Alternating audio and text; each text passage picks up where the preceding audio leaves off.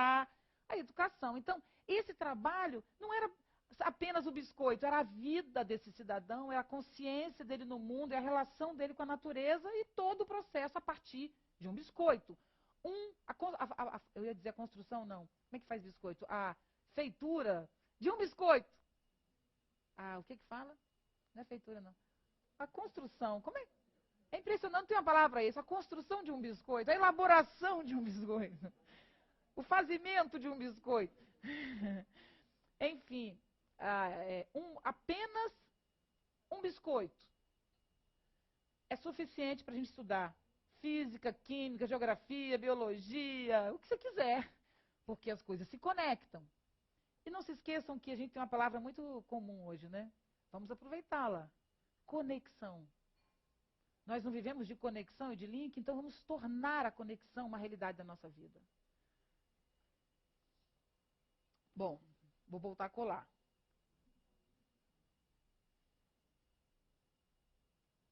Precisamos de uma mudança conceitual.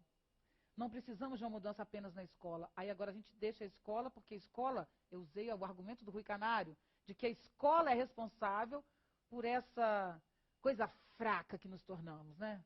Por essa coisa débil. Vamos assumir. O que somos nós, gente? O que nós somos?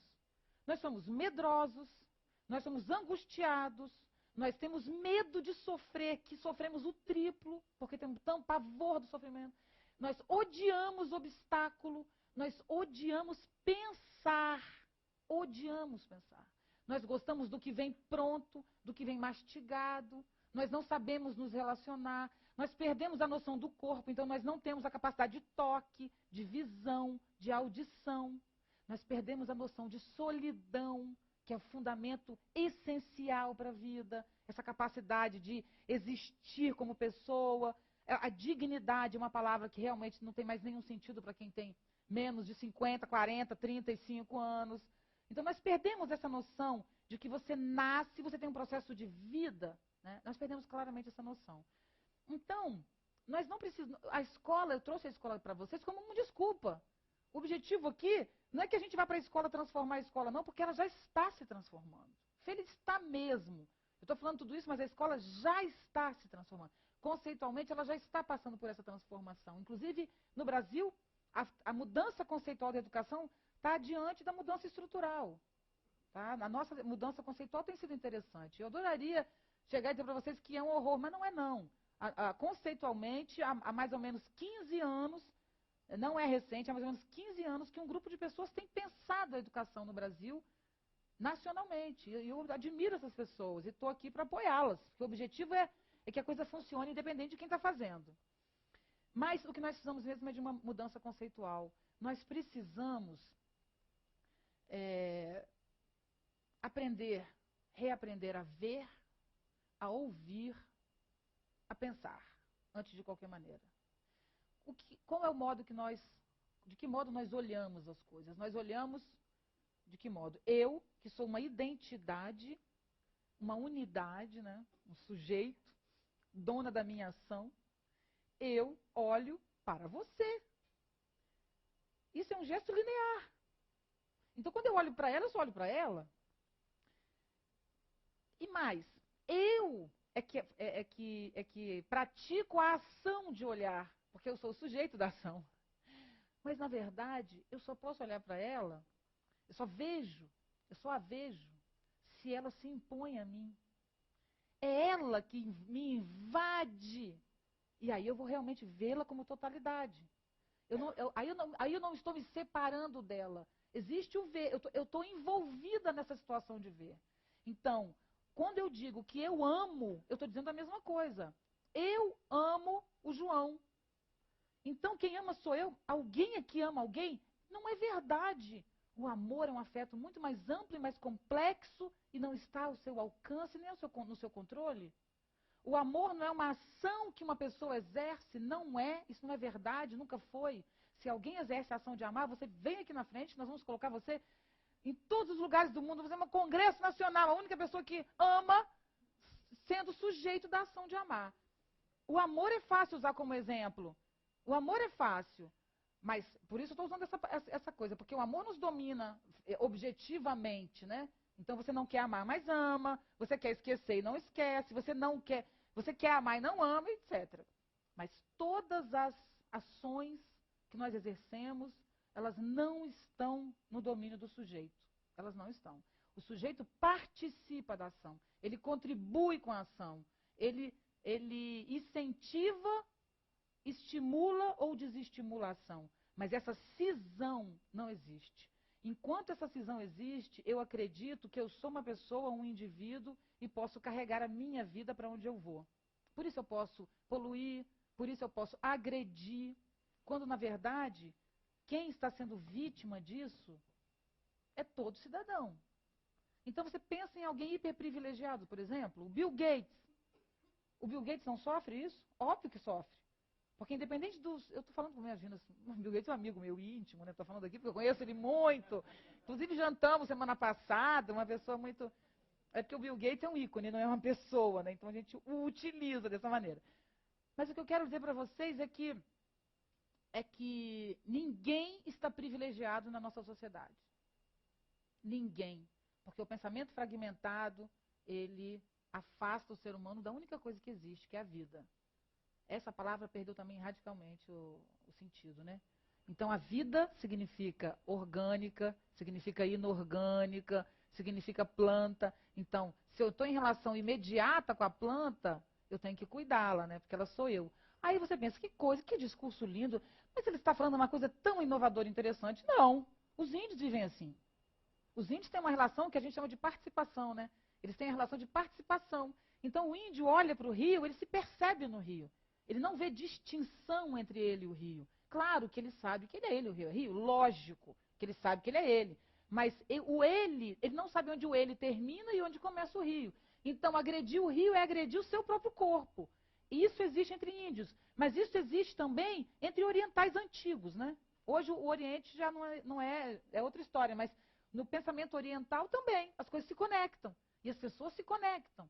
Então, não é que nós nunca fomos conectados à vida e uns aos outros, nessa relação de todo e de respeito que a gente tem que ter pela vida, não. Nós já fomos, perdemos. Perdemos por um modelo mental.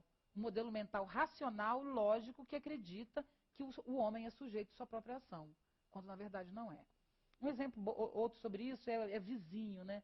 Que é você está aqui, você acabou de comprar um apartamento, uma casa, e aí o vizinho faz uma coisa que você não gosta, você arruma uma briga com o vizinho. É inacreditável a falta de todo o que isso significa, porque você vai ter uma vida um inferno. Entende? Então você não tem que amar o seu vizinho, você não tem que adorar o seu vizinho, você tem que ir na casa do seu vizinho, chamar ele para jantar. Mas você precisa estabelecer uma relação de boa vizinhança para o seu convívio, para a sua alegria, né? Então, o nosso individualismo contemporâneo, que é produto de toda uma estrutura de pensamento, faz com que eu pise no outro. Então, para sintetizar, ética não é cuidar do outro. Desculpa, é sim, mas ética não é ser bom para o outro. Ética é prestar atenção nas coisas. Ético é o ser humano que entende que cada gesto dele tem um desdobramento infinito e que esse desdobramento vai, em algum momento, recair sobre ele. Ético é o ser humano que entende que não há nada isolado e por isso presta atenção nas pequenas coisas. Nosso maior problema ético são os detalhes.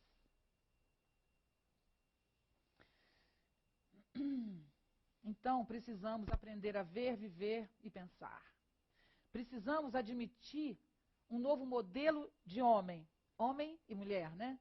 Eu não tenho problema com essa coisa de chamar a humanidade de homem, não, tá, gente? Homens e mulheres, homens e mulheres. Político que fala isso, não pode falar homem sem falar mulher. Homens e mulheres. Eu acho que o homem é o ser humano e ficou assim, convencionado, isso não é um problema para mim. Homens e mulheres estão envolvidos na palavra homem, humano. Então, nosso modelo mental é pensar uma coisa de cada vez. E criticamos os jovens que pensam vários ao mesmo tempo. Então, temos que reconstruir essa complexidade interna e essa complexidade de percepção. Eu posso perceber todos vocês ao mesmo tempo e posso me dedicar a ela. Mas eu não perco vocês quando eu estou olhando para ela. Um exemplo bobo, por exemplo, que eu vou dar para vocês. Eu estou aqui falando para vocês.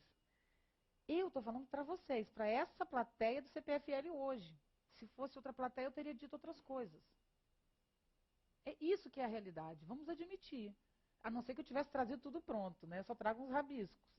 Então, eu estou falando porque eu estou recebendo de vocês alguma coisa. Eu estou notando vocês, então eu presto atenção. Eu estou falando para você. Se fosse outra plateia, como é, amanhã não que é sábado, mas terça-feira, quando eu tiver uma nova plateia, eu vou falar de outra maneira. Mas nós achamos lindo a pessoa que já chega com tudo pronto. Nós achamos lindo. Ela chega com tudo estruturado. Ela fala sempre do mesmo jeito. Ela tem sempre aquele modo de falar. Nós defendemos isso. Assim como nós nos orgulhamos do rancor. Eu sou uma pessoa de opinião. Eu sou aquela que não esquece uma mágoa. Ela está provocando sua própria destruição e tem orgulho disso. E tem agora um outro momento interessante também, voltando para Edgar Morin. Edgar Morin, a maioria deve conhecer, mas Edgar Morin é um pensador muito dedicado à educação, esteve no Brasil há pouco tempo, eu infelizmente não pude vê-lo, ele tem 80 e poucos anos, e eu considero o maior pensador contemporâneo. Primeiro porque se dedicou à educação, teve essa visão, né? Porque ele está trabalhando com educação, mas ele não está trabalhando com o segmento educação. E isso é o problema, viu, gente? Quem aqui é educador pensa nisso. Trabalhar com educação não é tratar a educação como um segmento, porque aí depois nós, professores, ficamos isolados, ganhamos pouco e ninguém entende por quê. A educação não é dos professores, a educação não é daquele grupinho que trabalha aquela questão. A educação tem que ser pensada como um problema da sociedade como um todo. Então, o Edgar Morin trata a educação como o quê? Como a formação do novo cidadão. Ele trata a educação como política, como atuação na sociedade, né? Ele entende que a educação é o lugar de atuar na sociedade. E ele fala duas coisas muito legais. Fala muitas coisas legais, mas eu apontei duas aqui. Uma, que é divina, que temos que aprender a aprender. Nós não sabemos aprender. Mas mais do que aprender a aprender, nós temos que inverter uma lógica, que é, o que faz a escola? A escola ensina, né? E o aluno aprende. E ele diz, não, a escola tem que aprender. O professor tem que aprender. E a escola não pode mais ensinar. Então, a palavra ensinar, ela pode sair do nosso vocabulário. Por várias razões. O professor não é aquele que ensina mais. O professor é aquele que estimula a aprendizagem. Primeiro, porque ninguém ensina o que o outro, de algum modo, não perceba, intua, seja estimulado. Porque ele pode decorar. Mas aprender, a gente só aprende o que nos toca, afetivamente, humanamente, o que nos move. Então, ninguém ensina o que o outro já não esteja de algum modo pronto para saber, ou queira saber, ou tenha interesse em saber. Segundo, é que quando o professor ensina, ele é o centro da questão, né? Então, ele tem um poder hierárquico que atrapalha a relação de conhecimento, que é o abismo entre professor e aluno. E o terceiro ponto, que é bom para nós professores, que é o seguinte: com as mudanças tecnológicas, os conhecimentos mudam todos os dias. Um professor não tem condição de saber mais que o aluno o tempo inteiro em todas as séries. Não tem. O aluno sabe mais que o professor desde um aluno de 6 anos. Isso eu já ouvi de vários professores nas minhas palestras. Eu estava falando sobre... entrou na sala um bicho, não sei qual bicho. E aí a professora, muito contemporânea, uma ótima professora, falou, vamos conversar sobre o bichinho que entrou. É o certo. Trazer para a aula o que está acontecendo. Só que quando ela entrou, ela não sabia direito o que era o bicho, mas o menino já deu a dica do bicho. Isso é uma libélula, e começou a falar do bicho. Mas era uma criança de 6 anos. Entende? E ela falou, eu fiquei arrasada. Eu falei, não fique. Você é um educador. A gente tem que parar de ser professor e ser educador. Educador, ele não tem que saber o conteúdo, mesmo porque uma criança no Discovery, nesses canais, aprendem coisas que eu não sei. Meu filho sabe coisas que eu não sei, porque ele aprende. E tem jogos educativos interessantes e tal. Então, qual é o papel do professor? O professor é aquele que estimula o aprendizado. O professor não é aquele que sabe tudo, mas é aquele que tem interesse por tudo. Esse é o educador, esse é o professor. Então, o que é interessante nesse modelo que nos alivia como professor? Me alivia vir aqui falar para vocês. Por que me alivia? que quando acabar a gente abrir para as perguntas, vocês podem, algum de vocês ou alguns de vocês, dizerem coisas muito mais interessantes do que eu disse aqui. Vocês acham que eu vou ficar triste? Não vou. Alguém pode dizer assim, o que você falou não procede por isso, por isso, por isso. Eu vou falar, eu vou ficar triste? Não, eu vou dizer, ótimo, deixa eu anotar aqui o que você falou. Obrigada.